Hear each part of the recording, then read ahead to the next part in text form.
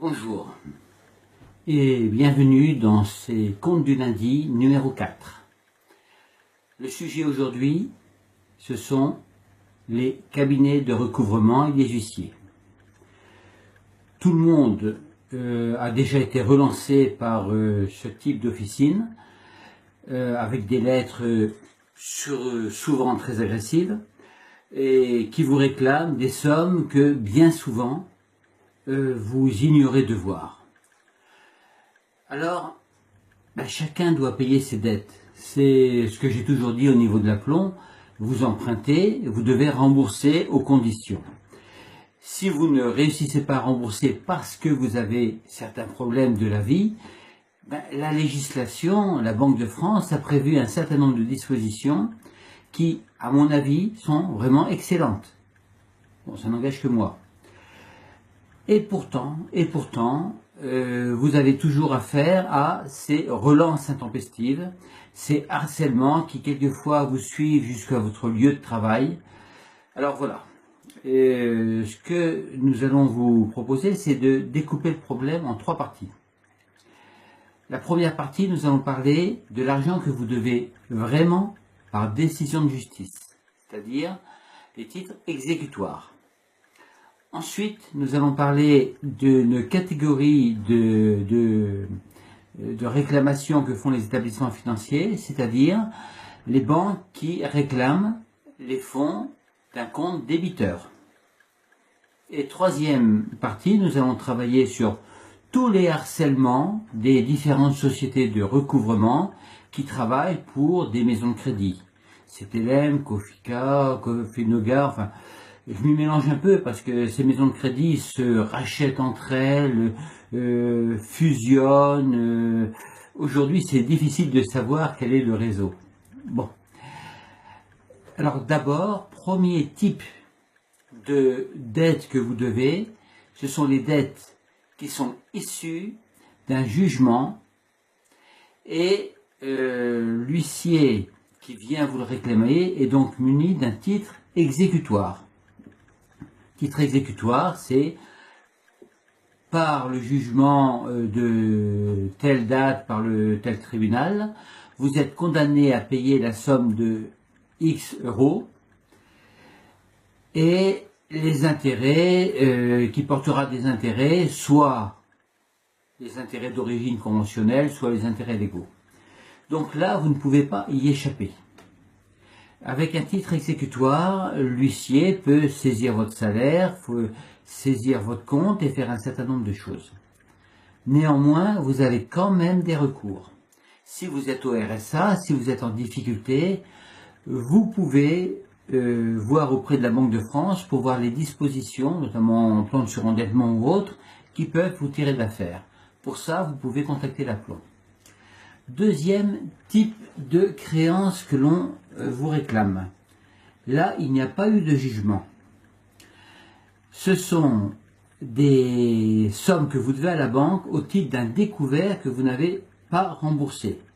Ça arrive quand vous quittez votre banque en laissant une petite somme, les intérêts et les frais se rajoutent et finalement, vous découvrez un jour que vous avez une somme importante à payer.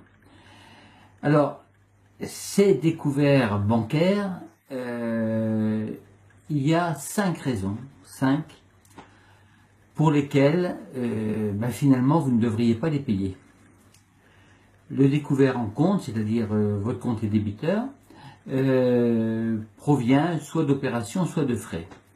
Alors la première des raisons, c'est que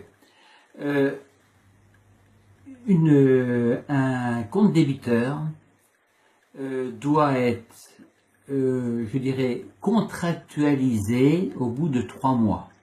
C'est-à-dire que pendant les 3 premiers mois, vous avez un compte qui peut être débiteur, mais qui doit revenir créditeur. Si le débit court plus de 3 mois, à partir de là, votre créancier, donc la banque, perd tous les droits concernant les intérêts et les frais.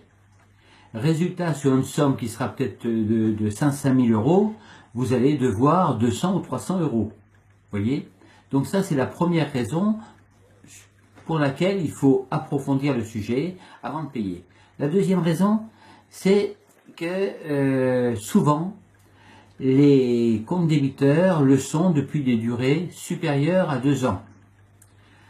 Au bout de 2 ans, si la banque n'a pas engagé d'action en justice, il y a forclusion.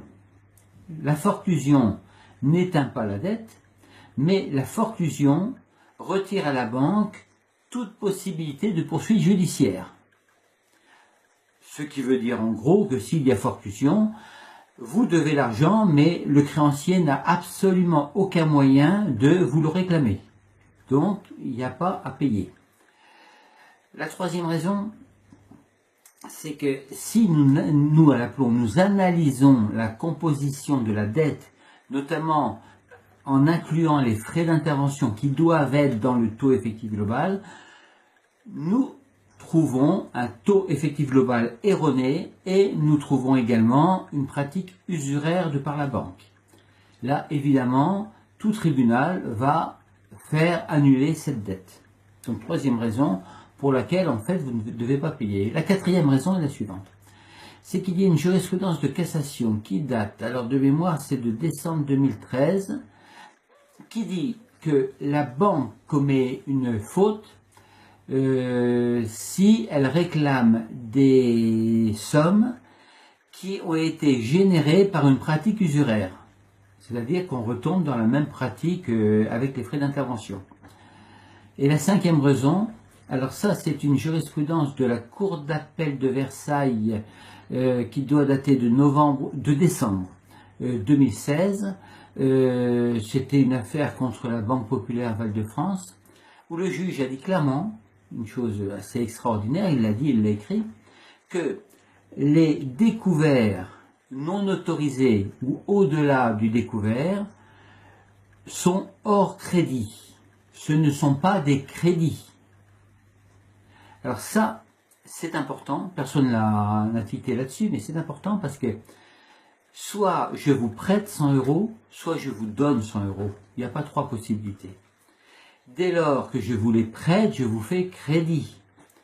Eh bien, la Cour d'appel de Versailles a estimé que s'il n'y avait pas de découvert avec un contrat, si c'était simplement un découvert tacite, c'était hors crédit. Donc là, il y a une interprétation qui est très intéressante à faire, ce qui veut dire que quand une banque vous réclame un découvert par rapport à un compte courant que vous avez qui était débiteur, bon, vous avez déjà 5 raisons de base pour douter de cette créance. Il y en a une sixième, c'est que la banque ne sera pas capable de fournir la preuve. Il n'y a aucun contrat, il n'y a rien. Enfin, voilà. Et nous arrivons à la troisième partie. Et je vais faire une jonction entre les deux. Les banques savent, ils ne sont pas idiots non plus, ils savent, ils savent que comment dirais-je, une créance ne peut pas, par les voies judiciaires, être récupérée. Ils le savent parce que ils connaissent ces 5 raisons. Ils savent qu'il n'y a pas de contrat. Et ils savent que la créance est morte. Et ça, c'est aussi valable pour un certain nombre de crédits. Alors, la banque sait qu'elle a aucune chance de récupérer cette créance. Il y a eu notamment j'ai épluché ça dans les, enfin c'est un militant de l'aplomb qui l'a fait pour moi, il a épluché le rapport d'Assemblée Générale de la Banque Populaire Aquitaine Côte-Atlantique. Et les chiffres sont à peu près exacts, c'est un ordre de grandeur, il y a 100 millions d'euros de créances que la banque a vendues à un cabinet qui, je crois, était Intrum Justitia. Et ça a été vendu à 23% de leur valeur. C'est-à-dire que la banque a vendu 100 millions de créances, elle les a vendues 23 millions. La banque a renoncé à la différence 87 millions, 77 millions de créances. Si la banque renonce à poursuivre des clients pour une somme totale de 77 millions. Sachant que un chargé de clientèle est parfaitement à même de recouvrer cette créance, qu'il suffirait d'embaucher une ou deux personnes de plus au contentieux, coût 30 ou 40 000 euros par an, pour récupérer ces créances. Et pourtant, la banque renonce à 77 millions de créances. Pour une raison qui est très simple, c'est qu'elle sait très bien que par les voies normales, on ne peut rien récupérer. Donc elle les vend à des cabinets qui, eux, vont les récupérer non pas par les voies judiciaires, mais par le harcèlement, par l'intimidation et en force. Bon. Et donc, nous arrivons à la troisième partie. Vous avez des relances, moi aussi j'en ai eu, tout le monde en a, qui proviennent d'organismes de crédit, qui proviennent de boîtes quelconques, de boîtes financières, et avec des lettres qui souvent sont à l'entête d'un huissier, parce que l'huissier est à la fois agent ministériel, officier ministériel assermenté, mais à la fois également cabinet de recouvrement. Il y a deux casquettes qu'il ne doit en théorie pas mélanger, et qui en fait il mélange. Bon. Ces lettres, vous les avez tous vues, c'est vous êtes redevable à la société Intel de la somme de 6 700 euros. Nous sommes mandatés par cet établissement pour recourir à cette somme. Nous vous demandons de les verser dans les 8 jours, faute de quoi nous viendrons mardi en 15 à votre appartement accompagné des gendarmes. Nous allons demander votre condamnation au tribunal. Les huissiers vont venir. Comme vous le voyez, tous les mots-clés, gendarme, huissier, tribunal, condamnation, saisie de votre immeuble, saisie de votre voiture, saisie de votre salaire, tous les mots sont utilisés pour terroriser la personne. Tous les mots. Alors, qu'est-ce qu'il y a là-dedans? Alors évidemment, ces lettres s'accompagnent de coups de fil de harcèlement extrêmement durs, extrêmement secs, extrêmement angoissants. Ça s'accompagne également d'autres méthodes, la visite à domicile, la visite chez les voisins, la visite chez les commerçants. Tout ça pour récupérer des sommes. Mais il y a un article dans le Code Napoléon, ça date de 1804, et qui dit que c'est à celui qui réclame une obligation d'en apporter la preuve. C'est donc à celui qui vous réclame de l'argent d'apporter la preuve que vous le devez. La preuve, c'est quoi? C'est un contrat, c'est un extrait de compte qui va montrer tout ce que vous devez, tout ce que vous avez versé, tout ce que vous avez débloqué, tous les intérêts. Sans ces éléments, il est impossible à un juge de prononcer une ordonnance portant l'injonction de payer, puisque la preuve n'est pas apportée que vous devez l'argent. Et cette preuve, eh bien, la seule chose que vous devez faire, c'est la demander au cabinet qui vous harcèle. Vous leur faites simplement une lettre.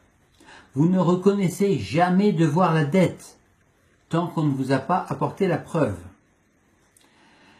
En leur demandant la preuve de la créance, à savoir le contrat éventuel et l'extrait de compte, qui détaille tous les versements et les retraits. Vous envoyez ça en recommandé accusé-réception. Et très souvent, les poursuites s'arrêtent. Pourquoi? Parce que quand un organisme achète un paquet de créances, évidemment, il n'y a pas les contrats, il n'y a rien. De plus, et ça c'est déjà arrivé, quand l'organisme a fourni les contrats à la personne, qui nous les a envoyés à l'aplomb, on a tout de suite vu que c'était soit fort clos, soit c'était autre chose. Donc la personne ne devait rien.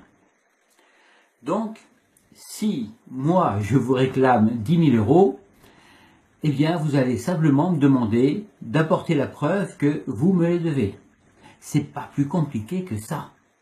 Tout le reste c'est du harcèlement. Alors, si le harcèlement malgré cela continue, je vous conseille de faire une main courante auprès de la gendarmerie ou du commissariat de police le plus proche. car c'est du harcèlement. Vous voyez? Et dès lors, et là je vais plus loin, qu'un organisme vous réclame de l'argent alors qu'il sait qu'il n'a aucune preuve de cette créance, c'est tout simplement une tentative d'extorsion de fonds. Moi je ne l'appelle pas autrement.